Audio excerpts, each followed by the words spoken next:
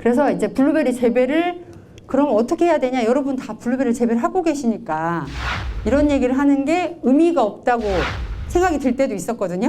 그런데 실제로 제가 이제 다녀보니까 오히려 재배를 하시는 분들도 몰랐던 것들이 되게 많더라고요.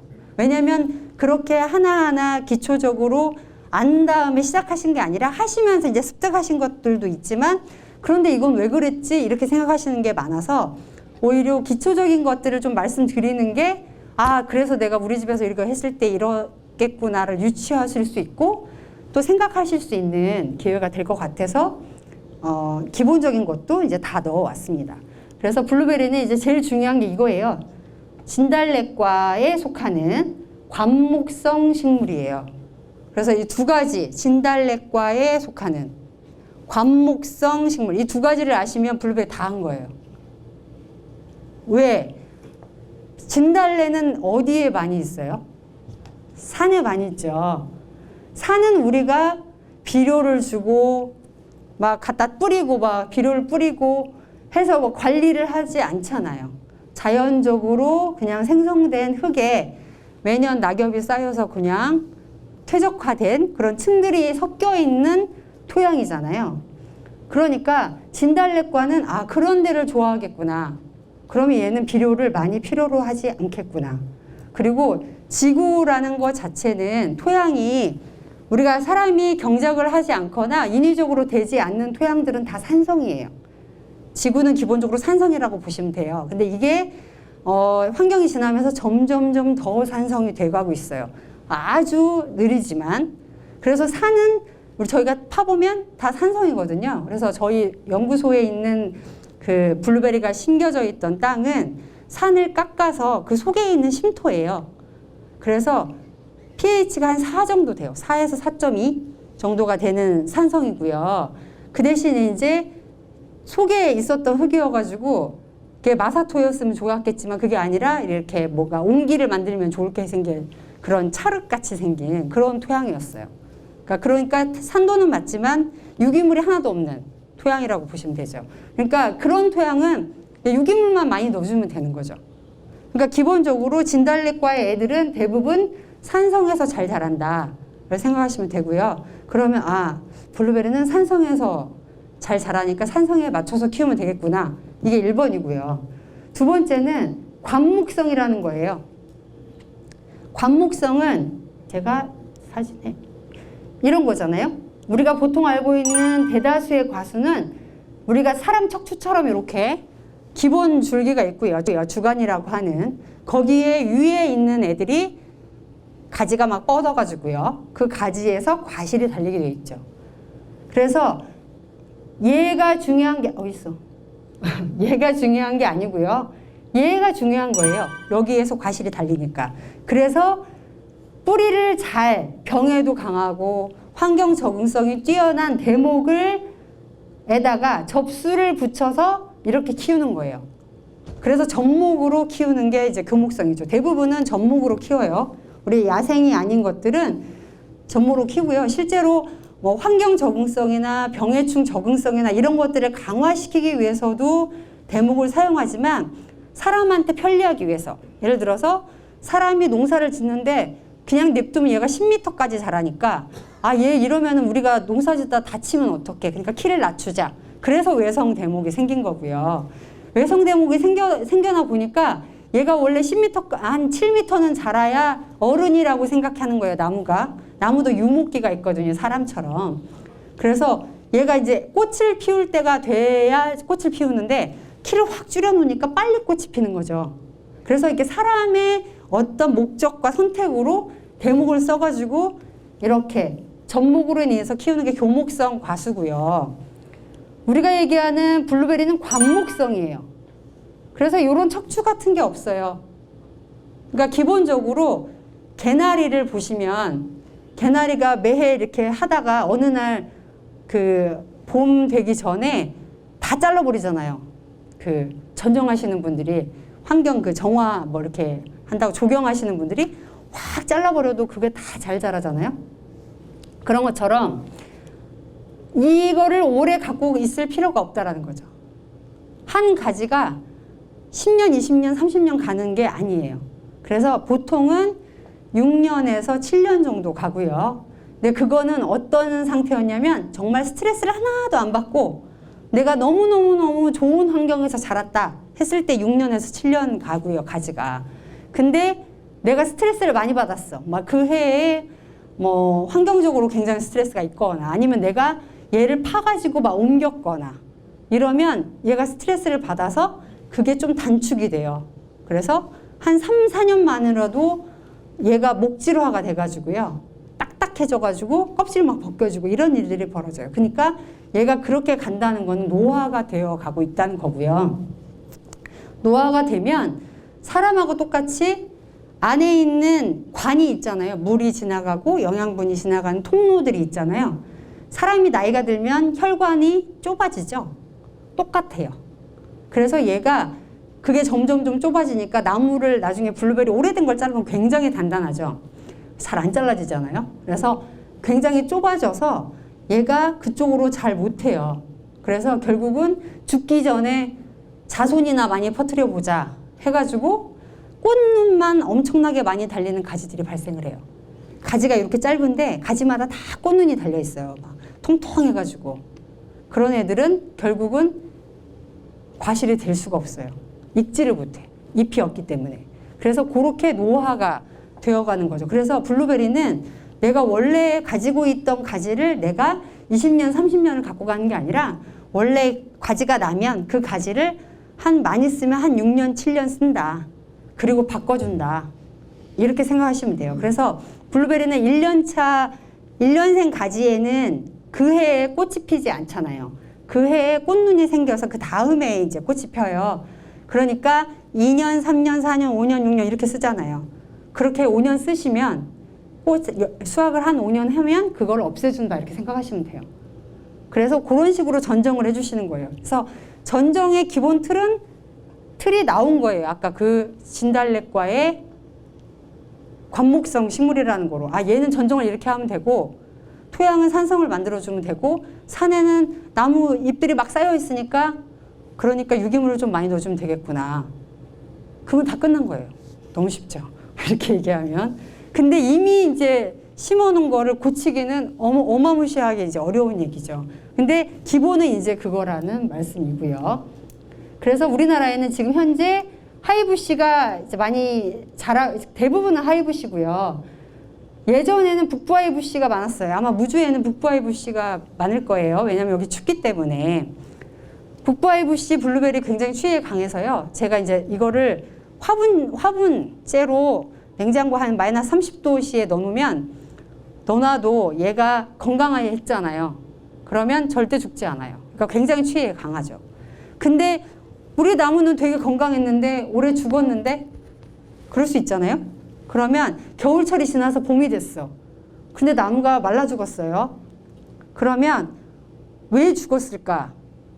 1번은 90% 이상의 비율로는 그 해에 일단 눈이 먼저 많이 왔나 안 왔나를 보시면 돼요. 눈이 많이 안 온 해가 블루베리가 많이 죽었어요. 왜냐하면 우리는 대부분의 블루베리를 피트모스로 심었기 때문이에요. 그러니까 피트모스가 너무 좋은 재료거든요. 블루베리가 원래 자랐던 거기서 자란 유기물이니까 되게 좋은데 단점이 뭐냐면 물을 한번 먹으면 굉장히 많이 먹어요. 장점이 될 수도 있죠. 그런데 한번 마르면 물을 잘 안 먹어요. 그래서 물 먹이기가 되게 힘들죠. 근데 우리나라의 여름철을 빼고는 언제나 건조해요. 그래서 겨울철에 눈이 많이 온 해는 눈이 쌓여있기 때문에 물 공급이 좀 되지만 눈이 안 왔다. 그러면 얘가 말라버리는 거예요. 그 안에서. 왜냐면 흙을 위주로 나무를 심었다면 흙이 그걸 버티게 해주거든요. 흙이 물 분자도 잘 잡아주고 이걸 꽉 잡게 해주는데 피트모스를 많이 썼으면 그게 그냥 다 날아가 버리는 거예요. 밑으로 다 빠져버리는 거죠. 그래서 건조해서 죽는 거예요. 그래서 얘가 동해를 입은 게 아니라 우리나라에 그거에 애가 목이 말라가지고 점점 말라가고 있던 터에 찬바람이 그러니까 이게 피트모스가 많으면 토양이 카스테라처럼 구멍이 뻥뻥뻥뻥 뚫렸다고 생각하시면 돼요. 토양이 없으니 가볍잖아요. 그러니까 찬바람이 들어가니까 훨씬 더 잘 죽는 거예요. 건조하고 찬바람이 바람이 들어갈 수 있는 공간도 많아. 그래서 죽는 거예요. 그래서 대부분은 건조해서 죽는다라고 생각하시면 돼요. 그래서 실제로는 저온에 의해서 죽는다기보다는 건조로 인해서 죽을 똥 말똥 한 애가 추위가 갑자기 와가지고 갔다. 근데 나는 예를 들어서 그게 아니고 우리 집은 피트모스를 그렇게 많이 쓰지 않았는데 나무가 추위가 오더니 애가 시름시름하다. 그럴 수 있잖아요. 그거는 대부분 어떤 이유냐면 우리가 사람이든 동물이든 적응을 하는 기간이 필요해요. 특히 이제 우리 사람은 추우면 이렇게 저처럼 옷을 입으면 되고 더우면 벗으면 되는데 식물은 그렇게 할 수가 없잖아요. 그래서 보통의 식물의 메커니즘에는 추위가 점점 되면 거기에 적응하면서 그거보다 더 아래의 온도에 노출돼도 살 수 있게 본인을 이렇게 적응을 하거든요. 안에 있는 물질 우리가 이제 휴면 기간 동안 겨울잠을 자는 동안 나무가 아무것도 안 하고 있다고 생각이 들지만 보기에는 근데 실제로는 그 안에서 추위에 강하게 하기 위해서 나무를 부동액으로 만들어요. 그러니까 우리가 광합성을 하면은 탄수화물로 이렇게 저축을 하잖아요. 광합성을 하면. 이거를 겨울이 우리나라 평균적으로 1월달이 제일 춥잖아요. 그래서 가을이 되면서부터 겨울이 될 때까지 그 1월이 되면 그거를 당으로 많이 변환을 시켜놔요. 왜냐하면 당이 있어야 우리가 물이 그냥 0도씨에서 얼지만 설탕물은 0도씨에서 안 얼잖아요. 바닷물이 잘 안 오는 것처럼. 그래서 어는 온도를 낮추기 위해서 당으로 변환을 하거든요. 그렇다가 봄에 다시 써야 되니까 걔를 다시 전분화를 이렇게 시켜요. 그러니까 왔다 갔다 하면서 걔가 움직이거든요. 근데 그게 서서히 돼야 이렇게 자동으로 이렇게 적응이 되면서 효소가 발현이 되는데 요즘 같이 지금 이렇게 뭐 내일 모레 16도라고 하잖아요. 16도 갔다가 뭐 갑자기 마이너스 20도, 뭐 10도 갔다가 이러면 나무가 적응을 할 수가 없는 거예요. 이게 헷갈리는 거죠. 그러다 시간이 없기 때문에 그게 이제 그것 때문에 피해를 입는 거예요. 실제로는 마이너스 20도씨에 살고 있었던 애도 그렇게 왔다 갔다 해버리면 적응을 할 수가 없거든요. 우리가 감기 걸리는 거랑 똑같다고 생각하시면 돼요. 그래서 문제가 많다. 그래서 이제 그래도 우리나라에서는 북부 IVC는 그나마 가장 추위에 강하기 때문에 이걸 많이 심고요. 남부 IVC는 추위에 약하기 때문에 전남이나 저희가 여기는 아니고 전주 저희가 이제 완주인데 완주만 해도 바깥에서 얼어 죽진 않아요. 남부 IVC가. 근데 아마 여기는 안 될 것 같아요. 그래서 북부 IVC를 많이 하신다라는 거죠. 그 다음에 이제 반수고도 여기는 반수고도 잘 맞을 것 같은데 제가 이제 수원에서 있을 때는 저희가 이제 품종을 그때 수원에서는 남부 IVC를 못 심어가지고 품종을 한 50개 정도 갖고 있었거든요. 그래서 50개 정도를 테스트를 했을 때 제일 맛있다고, 그러니까 냉장고에 넣어놨다가 테스트를 딱 했을 때 가장 맛있다고 한 것이 그 반수고 IVC 중에 폴라리스라고 있었어요. 걔가 제일 맛있다고 했어요. 이렇게 냉장고에 넣었다 나오면 굉장히 단단하고 맛도 있고 그 단단함을 계속 유지를 하고 있기 때문에 유통하기에도 좋고 이렇게 얘기를 했는데 똑같은 품종을 남쪽에서 심었잖아요. 남해 출장소에 여러분 그 블루베리가 많이 심겨져 있죠. 거기서는 애가 확 물러요. 그러니까 이게 재배에 따라서 원래 얘는 엄청 이 반수고 IVC는 그 로우부시 블루베리라고 그 요만한 거 있죠. 키가 굉장히 작은 캐나다에서 야생하는 거기에다가 그게 추위가 캐나다가 굉장히 춥기 때문에 그거랑 교배해서 만든 품종이거든요. 그래서 키가 좀 작은데 그래서 내한성이 강한 대신에 뜨거운 곳에서는 애가 별로 품질이 좋지 않다. 그래서 중요한 거는 얘가 원래 자랐던 곳과 비슷한 것에 품종을 하다가 그 지역에다 심는 거, 노지에다 심는다면 그게 가장 개 특성을 잘 발현시키는 것이다라고 할 수 있죠. 그래서 이렇게 말씀을 드릴 수가 있어요. 그래서 이렇게 하이브시 블루베리가 우리나라에서는 지금 제일 많고요. 레비다이 블루베리를 키우시는 분 계신가요? 별로 안 계시죠. 왜냐하면 레비다이 블루베리는 키가 냅두면 한 3m까지 자라요. 그리고 굉장히 생육이 잘 되고 토양 적응성이 넓은데 과실 크기가 여러분이 좋아하는 사이즈가 아니에요. 과실은 좀 작고요. 작은데 껍질이 두껍고 씨가 커요. 그러니까 우리가 이제 근데 예민하신 분은 알 수 있는데 이렇게 씹었을 때 우리가 블루베리가 얘 껍질이네 이게 속이네 이렇게 느끼면서 우리가 블루베리를 먹진 않잖아요. 그냥 이렇게 딱 씹히지 하나로. 그런데 얘는 딱 씹으면 그 속에 그 딸기씨처럼 톡톡 그 하는 게 느껴지는. 그래서 우리나라 사람들이 이렇게 아주 좋아하는 거는 아니에요. 생산량도 많고 그렇긴 한데. 그런데 이게 껍질이 두껍기 때문에 가공을 하시는 분들은 가공할 때는 색깔이 중요하거든요. 근데 색깔이 껍질이 두꺼우니까 당연히 훨씬 더 진해요. 그래서 와인을 담근다든가 외국에서는 그럴 때 대부분 레비다이 블루베리를 많이 사용해요. 가공적성이 뛰어나기 때문에 잼을 만들어도 색깔이 훨씬 더 진해요.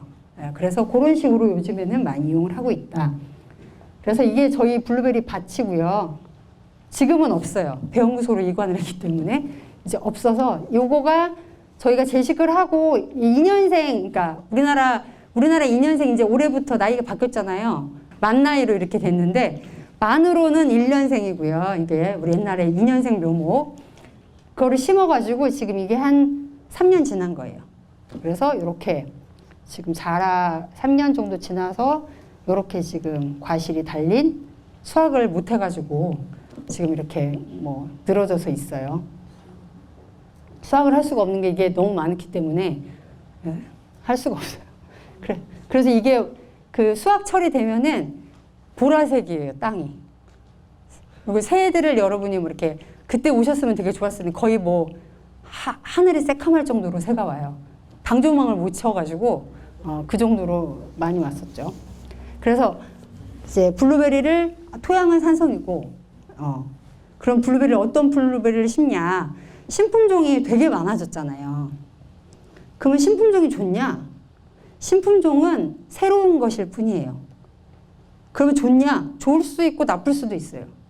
그건 모르는 거거든요. 그래서 우리가 지금 샤인머스켓도 그 샤인머스켓이 있고 그 전에 이제 우리가 거봉 하고 뭐 이렇게 있잖아요. 쭉 샤인머스켓하고 거봉하고 다르냐? 재배하는 거 똑같아요.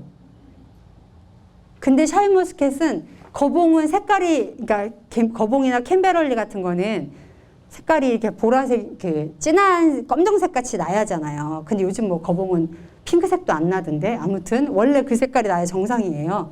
그래서 색깔이 좀 안 나면 상품성이 없어 보여. 근데 샤인머스켓은 초록색인데 원래 산미가 적어서 안 익었을 때 따도 그냥 먹을 만은 한 거예요. 그래서 이게 뭐가 다른 것 같이 느껴지지만 수확하는 것만 좀 다르지 다른 거는 그냥 거의 똑같다고 보시면 돼요. 그러니까 어려운 것이 없어요. 그러니까 새로운 품종이 그래요. 근데 샤인머스켓은 일본에서 왔어요. 그래서 일본은 우리나라랑 기후가 비슷하거든요. 그래서 어느 정도 맞아요. 그래서 우리가 캔베럴리, 거봉, 샤인머스켓 다 일본에서 온 품종이에요. 그래서 일본에서 온 품종이 우리나라에 적응을 좀 잘하는 편이죠. 왜냐하면 우리나라랑 기후가 비슷하니까. 근데 요새 막 유행인 블랙 사파이어 이상하게 생긴 애 있잖아요. 배꼽같이 생긴 뭐 그런 포도 뭐 이런 애들이 막 많아지는데 신품종이라서 그게 우리나라에서 잘 자라냐? 거기는 캘리포니아에서 품종을 개발한 거예요. 비가 안 오는데. 그러니까 우리나라에 오면 당연히 문제가 있죠. 그리고 블루베리도 마찬가지예요. 그거와 마찬가지로 어느 나라에서 그 품종을 개발했느냐, 그 나라의 환경에 맞춰서 개발한 거예요. 그 나라에서 너무 좋았기 때문에. 그렇기 때문에 그거를 우리나라에 가져온다고 해서 그 품종 그대로 특성이 발현된다라고 말씀드릴 수가 없어요. 왜냐하면 이제 다른 예로 우리가 와인을 먹을 때 우리나라 전 세계적으로 유명한 와인 품종들이 있잖아요. 근데 우리나라에도 국산 와이너리들이 있거든요. 국내에서. 그러면 그 사람들이 그 유럽종 품종 심어가지고 그 와인 생산하면 되잖아요. 근데 왜 안 하냐? 우리나라에서만 하면 안 되니까 그래요. 색깔도 그 색깔이 안 나고 안 되는 거예요. 안 맞아. 그러니까 이거는 뭐 어떤 품종이 들어왔다고 해서 그 품종을 무조건 하는 게 아니라 내 집, 내가 갖고 있는 농장에 맞는지를 먼저 테스트를 하셔야 돼요. 왜냐면 거의 실시간으로 들어와요. 거기서 개발했다 싶으면 바로 들어오거든요. 지금 우리 그 블루베리뿐만이 아니라 대부분의 것들이 그래요. 그래서 나는 농장을 이번에 신품종으로 다 가를 거야 이렇게 생각하지 마시고요. 몇 그루를 사서 테스트를 해보세요. 아, 내가 이 정도는 그리고 본인이 본인의 재배 기술 능력이 어느 정도 되는지를 아셔야 돼요. 예를 들어서 내가 블루베리를 별로 해본 적이 없고 약간 그런 거에 대해 잘 몰라. 그러면 하기 쉬운 것부터 하셔야 되잖아요. 처음부터 이제 과실 크기, 예를 들어서 판매하기에 과실 크기가 좋대. 그러니까 나는 과실 큰 거를 심어야지. 이렇게 접근하시면 큰일 나요. 대부분의 과실 큰 것들은 재배 기술이 까다로워요. 그러니까 예를 들어서 애들이 굉장히 물 관리에 예민하다든가 그래서 잘 죽거나 이런 애들이 많거든요. 그래서 나중에 이제 그렇게 안 하셨던 분들이 그 품종을 심어가지고 나무가 막 죽었어. 그럼 이 세상에서 제일 나쁜 품종이 되는 거예요, 걔가. 실제로는 그걸로 돈을 잘 벌고 계신 분들도 많이 있는데. 그러니까 그런 게 아니라는 거죠. 그래서 어떤 품종을 심느냐는 본인이 어떻게 재배를 하냐. 내가 재배 기술은 어느 정도이고 내 농장의 기후는 어떻고 그거에 따라서 달라질 수 있는 거예요. 용도와 목적에 따라서. 그래서 그거에 따라서 선택을 하셔야 된다라는 거죠. 그래서 보시면 이렇게 타가 수정을 하는 건 좋다. 이거는 100% 맞는 말인데 듀크의 경우에는 그러니까 우리가 여러분 사과, 배, 복숭아는 그게 다 결실이 되면 안 되잖아요. 그래서 꽂을 때 먼저 좀 따주고요. 그 다음에 착과가 된 다음에 모양이 또 안 좋은 걸 또 이렇게 따주죠. 그래서 꽃이 핀 것 중에서 5에서 10% 정도만 착과가 된 것이 남아 있어도 그게 생산량이랑 그냥 바로 직결이 돼요. 근데 블루베리는 전체 꽃 피는 거에 70% 이상은 최소한 가져야 얘 원래의 생산량이에요. 그러니까 꽃이 10개 폈으면 7개는 착과가 돼가지고 생산이 돼야 얘 정상적인 생산량이라고 생각할 수 있죠. 근데 듀크는 자가 수정률, 내 꽃가루에서 내 품종에 그거를 꽃가루를 받아도 70%가 수정이 돼요. 그러니까 착과가 된다는 거죠. 그런데 그거 외에 다른 품종들은 자가 결실률이 굉장히 떨어져요. 그래서 예를 들어서 코빌이나 이런 거는 한 30% 정도밖에 되지 않아요. 그러니까 한 품종만 심으면 30% 정도밖에 착과가 안 된다는 얘기예요.